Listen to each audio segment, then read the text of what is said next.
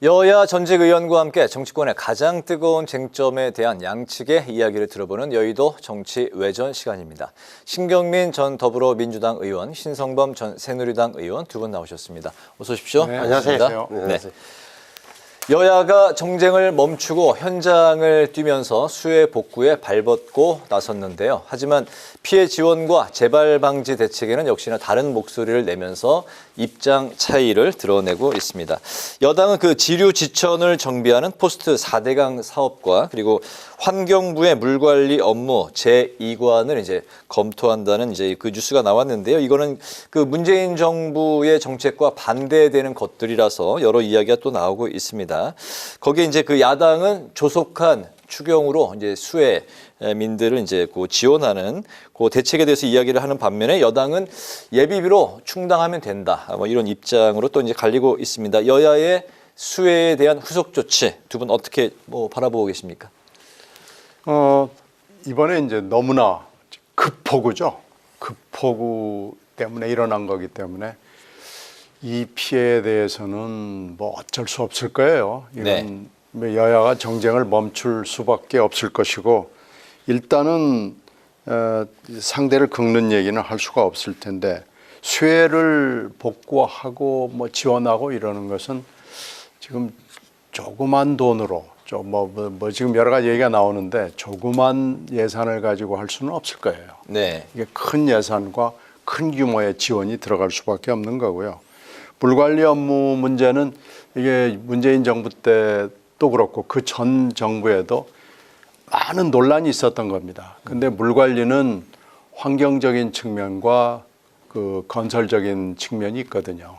이걸 가지고 역대 정권들이 항상 고민을 하다가 환경적 측면으로 일단 문재인 정부가 결단을 내렸는데 역시 건설적 측면은 이런 자연재해 앞에서 반드시 또 짚지 않을 수가 없는 문제가 되기 때문에 네. 어떻게 보면 이 물관리 문제는 건설의 문제와 환경의 문제를 같이 관리의 주체로 해서 운영의 묘를 찾는 방법밖에 없지 않나 하는 생각이 들어요. 네. 그런 점에서는 뭔가 좀 보완은 필요해 보인다라고 결론을 냈으면 좋겠습니다. 네. 수해에 대해서 이제 그 4대강 이제 후속 사업으로 지류 지천을 이제 정비 해야 된다. 이런 여당의 입장이 그 또 전 정부 탓을 하는 뭐 그런 쪽으로 좀 비화되는 측면이 있는 겁니까? 예를 들어서 지금 문제가 된 미호천의 경우를 한번 따져보세요. 거기가 금강의 지류인데 지류이 가장 큰 하천이 근데 이게 제가 알아보니까 여기에 미호천에 말이죠. 네. 62년 이후에 62년이에요. 60년 동안 하나도 준설을 안 했다는 거예요. 미호천 자체가. 네. 본을 62년에 만들고 나서 무슨 말이냐. 준설을 안 하면 하상이 높아지잖아요. 퇴적물이 쌓이니까. 네. 물그릇이 작단 말이에요. 그럼 그게 압력이 못 이겨서 제방을 붕괴시키고 이런 형국이 벌어졌다. 근데 다른 데는 어떠냐? 낙동강 같은 데는 이전 같으면 말이죠. 하류 지역, 뭐 고령, 성주, 제 고향과 가까운 창녕, 합천 이런 데는 다 수해 났어요. 이번에는 위에 예천에는 뭐 물이 많이 있었지만 수해가 안 나는 이유가 뭐냐? 4대강 덕분인 건 확실한 거예요. 그러면 남는 것은 적어도 4대강 어찌됐건 물을 크게 잡아 놓으니까 홍수 피해는 막았다는 점을 인정한다면 4대강의 지류 지천의 정비 사업은 필요한 거예요. 정부가 손을 대줘야 돼요.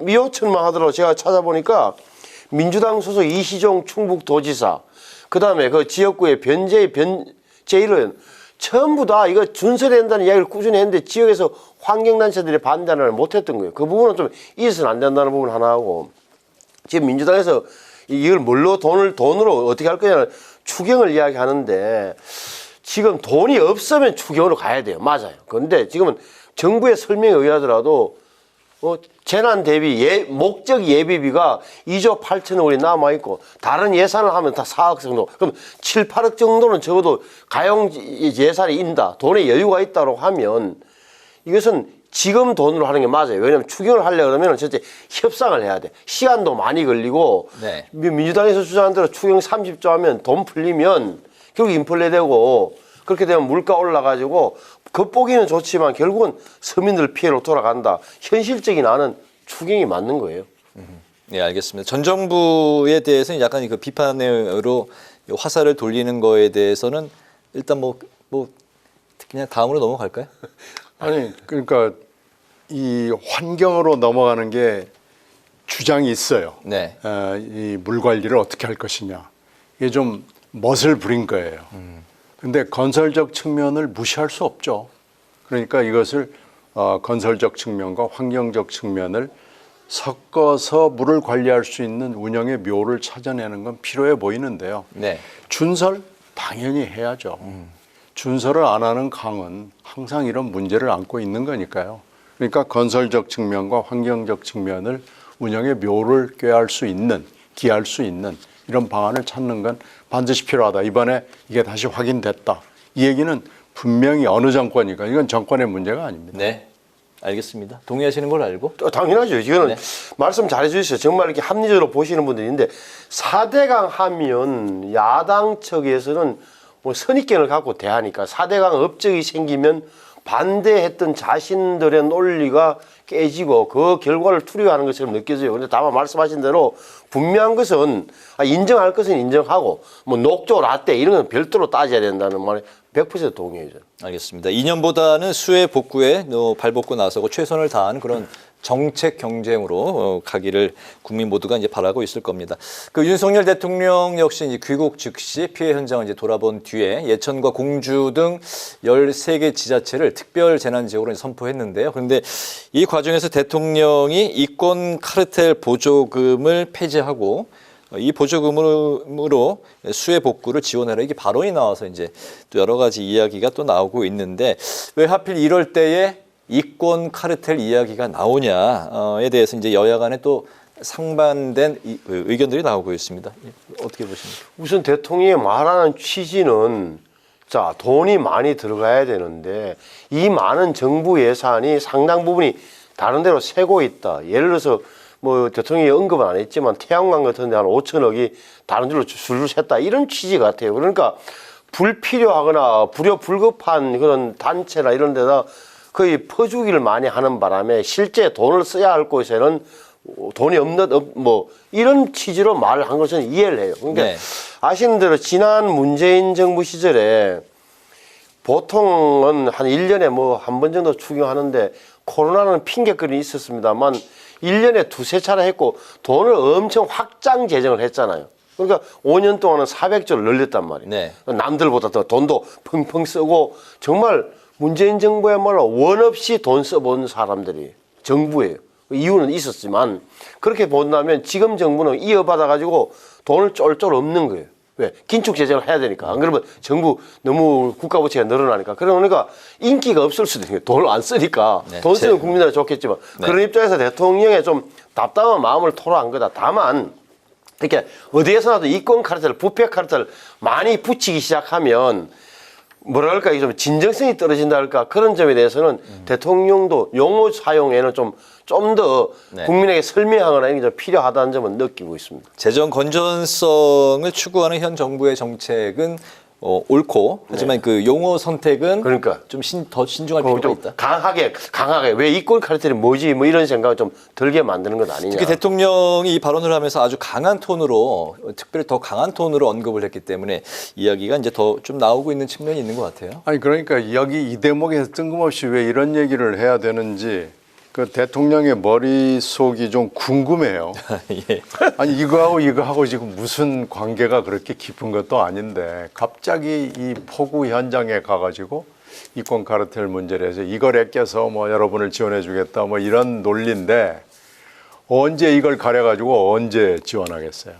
지금 여기는 화급하고 한시라도 빨리 해야 된다. 그리고 뭐 기다리는 사람이 한둘이 아니잖아요. 그렇게 네. 되면 여러분한테 전폭적으로 빨리 지원해 주도록 하겠다라고 하면 되는 거지. 거기서 왜 갑자기 이권 카르텔 나오고 그러면 이권 카르텔 다 심사해서 다 돈 막아놓고 그럼 여러분 지원하겠다 이렇게 들리면은 듣는 사람이 복창 터질 일이고요. 아니 할 말이 있고 안 할 말이 있고 그런데 대통령이 좀 말을 가려서 시간과 때가 있잖아요. 시간과 때와 장소가 있는 건데 이런 건 저는 정말 뜬금없는 대통령의 멘트로서 부적절한 얘기입니다.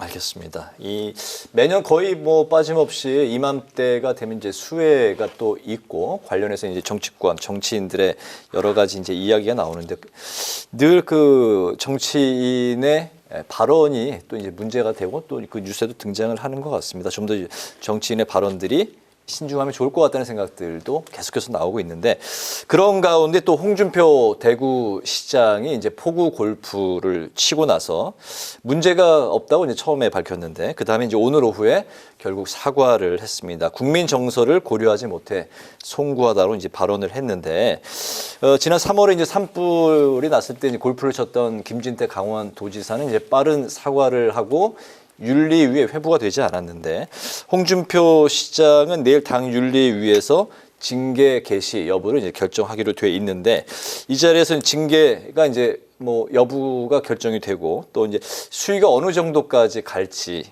이제 여러 가지 또 추측이 나오고 있습니다. 어떻게 보세요? 홍 시장이 그 사이에 대선에서 경선에서 패배하고 난 이후에 여러 가지 사이다 발언으로 홍콜라 뭐 이런 좋은 얘기들을 특히 젊은 일들로부터 많이 들었어요. 네. 이번에 완전히 까먹었고요. 까먹은 것뿐만 아니라 앞으로 정치적 미래가 매우 불투명하다고 얘기를 해도 과언이 아닙니다. 지금 홍 시장의 그 논리를 들어보면 대구시 매뉴얼에 없다. 그리고 대구에는 아무 문제 없었다. 그리고 또 하나는 이거 프라이버시다라고 지금 얘기를 하는데요. 매뉴얼에 진짜로 없을까요? 뒤져보면 있을 거예요. 이게 공무원에 관련되는 일이고요. 언론인들도 급한 일 생기면은 뭐 무조건 뛰어가거든요. 네. 그리고 나 골프 쳐서 못 간다 이런 얘기 못 하는데 대구에 왜 또 피해가 없었습니까? 그리고 무슨 프라이버시예요. 정치인이고 단체장인데. 그러니까 이번에 처음부터 잘못됐고 앞으로 정치적으로 매우 위험한 단계에 들어서서 대권 가도에서 탈락할 위기에 지금 들어가 있다라고 말할 수밖에 없고요. 이 정도 되면 지금 홍 시장 정도 되는 사람을 징계를 할 수밖에 없는 국힘당도 지금 딱한 입장일 거예요. 이 정도 되고 지금 오늘 사과를 한다고 했는데 사과에 뭐 조건이 많아요. 그래서 이게 진짜 사과냐 하는 얘기가 벌써부터 나오는 걸로 봐서 네. 징계를 하지 않을 수는 없을 것 같아요. 그럼 어느 정도 선까지? 아니 이게 가볍게 넘어갈 수 있는 일이 아닌 것 같아요. 이게 좀 납작 엎드렸으면은 괜찮은데 언론에다 대고 말하자면 전 국민에 대고 전 국민을 혼낸 거 아니겠습니까? 네. 본인이 잘못한 걸 가지고 전 국민을 혼내놨으니까 이건 아마 응분의 조치를 하지 않을 수가 없는 국힘당으로서도 매우 곤혹스러운 입장이어서 좀 무거운 징계가 불가피해 보입니다. 예전에 그 2006년인가요? 홍문종 그 의원도 마찬가지로 그때 이제 골프를 쳐서 수해 도중 골프 소동이죠. 골프. 그때 아마 제명까지 가지 않았습니까? 제명 갔죠. 이번에 그 홍준표 시장은 어떨 것 같습니까? 우선 내일 국민의힘의 윤리위원회가 열리면 징계 개시 여부를 정하잖아요. 그 다시 말하면 징계 절차에 착수할까 말까 하는데 어떻게 될지 모르겠어요. 그 다음에 오히려 주목해야 될 부분은 징계를 개시한다 하더라도 본인의 소명을 듣는 절차, 다시 말하면 피고인 자격으로 당윤리위원회에 끌려오는 이 네. 풍경이 나올까 안 나올까 사실 정치적으로 의미가 있는 거예요. 제가 보기에는 정말 제가 알고 있는 홍준표 시장 검사 때부터 잘 아는데요. 자존심 덩어리인데 오늘 대구시청 기자실에서 보니까 머리도 숙이더라고요. 얼마나 급했겠습니까? 네. 당에서는 징계한다 그러죠. 절차 개시한다 그러죠. 그다음에 지난 월요일 날 그 국회에서 왜 윤재욱 대표 원내대표 만나고 나오면서 이게 너무 세게 나가버린 거예요. 강하게.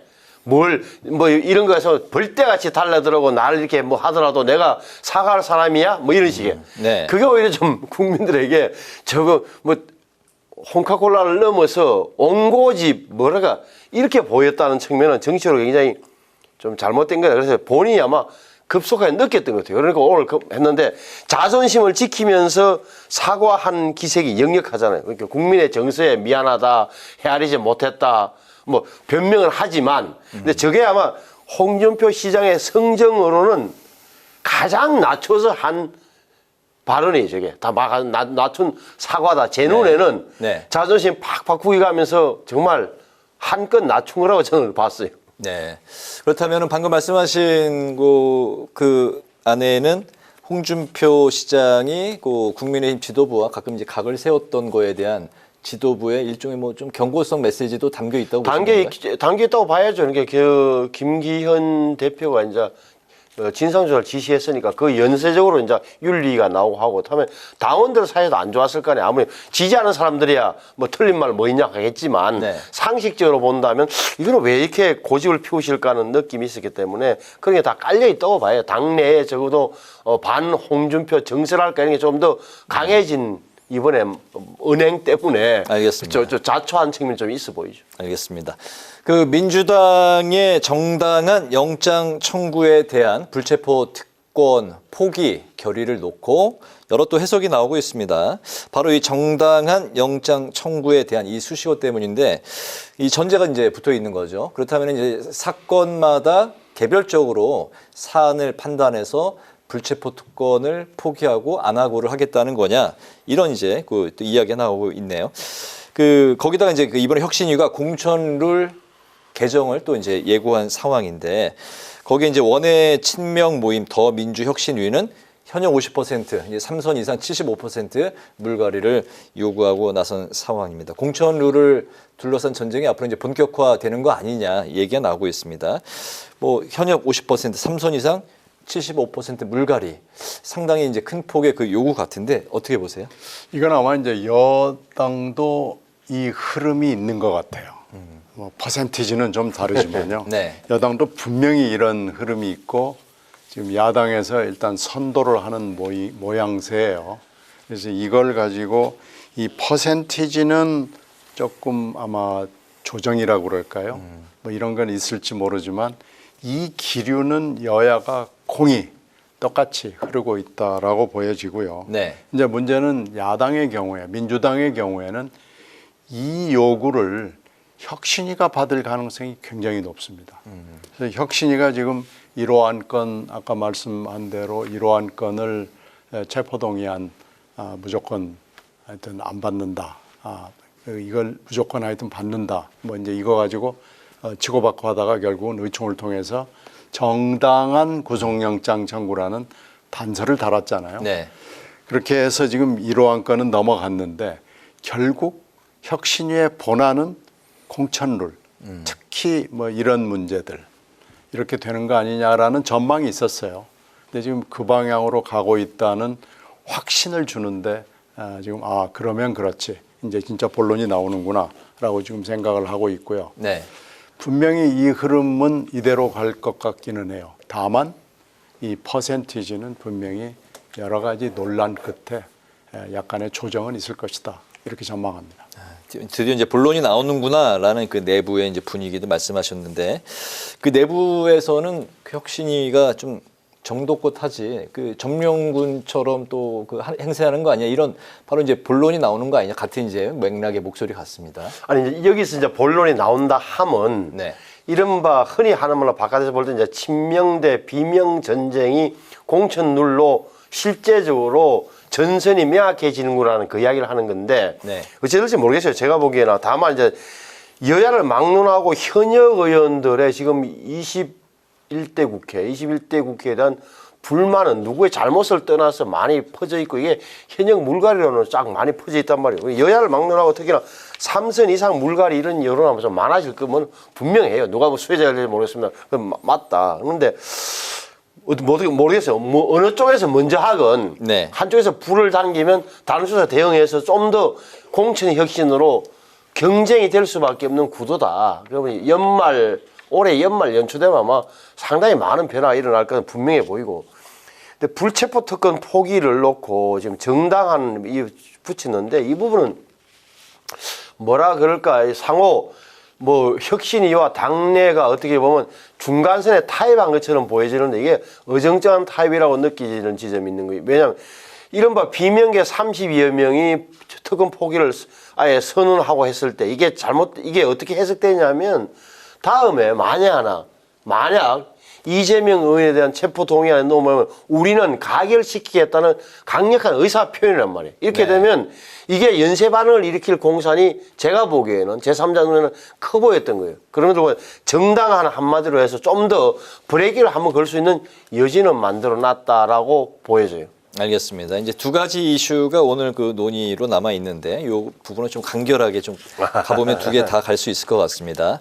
채용 비리 파문을 일으킨 선관위 신임 사무총장의 윤 대통령의 서울법대 동기 김용빈 사법연수원장이 이제 내정됐습니다. 이 이제 내정된 인사를 두고 개혁 인사다 아니고 이제 선관위를 장악하는 인사다. 여야 간에 이제 엇갈리고 있습니다. 윤 대통령의 인사 어떻게 평가하십니까? 이분 이름이 계속해서 나왔어요. 이렇게 될 것이다 그런데 네. 역시 그렇게 되는 거죠. 그러니까 뭐 의도가 분명히 있어 보이는데 지금 선관위는 뭐 여러 가지 개혁이 필요하기는 해요. 근데 꼭 이렇게 친소 관계가 있는 사람을 이렇게 너무나 분명한 인사를 보내는 것이 맞는지 굉장히 많은 여러 가지 인사들이 있었을 텐데 꼭 이 인물이어야 되는 것인지 좀 회의가 듭니다. 아, 네. 아니 이건 대통령이 지명하거나 임명한 게 아니고 중앙선거관리위원들이 모여서 추천한 거예요. 그러니까 이 절차를 좀 잊으면 안 돼요. 지금 중앙선거관리위원이 노태학 위원장 포함해서 9명인데 3명만 변호사나 뭐 교수 출신이고 6명 다 판사 출신들이에요. 법원장, 고등법원 부장 이런 분들. 그러니까 이분들 입장에서는 그냥 유일한 이유는 지금 민주당에서 뭐냐면 게 서울법대 윤석열 대통령의 동기라고 하는데 서울법대 동기들 제 주변에 많습니다만 네. 안 친한 사람 많아요. 특히 검사 판사로 나눠지면 졸업하고 나서도 동문회 때 안 만나는 거 외에는 그거 안 친해요. 그리고 이걸로 가지고 유일하게 윤석열 대통령이 임명한 것도 아니고 추천한 것도 아니고 자기들끼리 추천한 걸 가지고 이걸 야 동기니까 뭐가 장학은 뭐가 이거는 과대한 해석이에요. 그래서 이건 오히려 보면 노태학 위원장하고 연수원 동기다라고 보는 게 좀 더 정확한 거예요. 알겠습니다. 자, 이제 마지막 이슈는 이제 김건희 여사의 명품 쇼핑 논란인데요. 이번 이제 뭐 다들 그 뉴스에서 많이 이제 나왔던 일인데 이 사안에 대해서 대통령실은 정쟁이 될 테니까 언급을 않겠다고 이제 밝혔는데 그 가운데서도 몇몇 또 언급이 나왔습니다. 외국에선 셀럽이고 문화탐방의 일환이다라고 이제 엄호하는 발언이 나왔습니다. 야당은 물론 이제 수혜의 부적절한 행보였고 또 이제 에코백 속의 명품백 요게 이제 좀 소동이 있었습니다. 사실이 아닌 걸로 이제 밝혀지기는 했는데 여러 가지 이제 국민들은 이런 장면들 이제 수혜를 당한 상황 속에서 이런 장면들이 나왔기 때문에 씁쓸할 수밖에 없는 상황입니다. 마지막으로 좀 두 분의 생각 좀 들어볼까요? 글쎄 대통령실은 할 말이 없을 거예요. 지금 대통령실은 말을 안 하는 것이 차라리 매를 덜 버는 것이 될 테니까 아마 조용할 거예요. 왜 그러냐면 이게 너무나 대통령실 관계자 이름으로 호객으로 인한 쇼핑이었다라는 거짓말을 이미 해서 한 번 혼났거든요. 네. 근데 이게 보면 작심 타겟 쇼핑인 것이 뭐 너무나 분명해 보이기 때문에 대통령실은 말을 아끼는 것이 맞는 선택이었던 것 같긴 해요. 근데 오히려 여당이 뭐 이렇게 이상한 소리를 해요. 무슨 뭐 문화 탐방이니 외국 셀럽이라서 그랬다느니 그래서 여당이 공천이 급하긴 급한 모양이다. 이 틈에 한번 가서 좀 한 자리에 얹어보자라는 것 같아요. 그래서 쓸데없는 엄호를 해서 아마도 대통령실이 별로 그렇게 반가워하지 않을 거예요. 그리고 이 야당 이 부분은요. 미확인을 지금 한 거기 때문에 저는 이건 잘못된 거라고 판단이 되면 이건 사과하는 게 맞다고 봅니다. 네.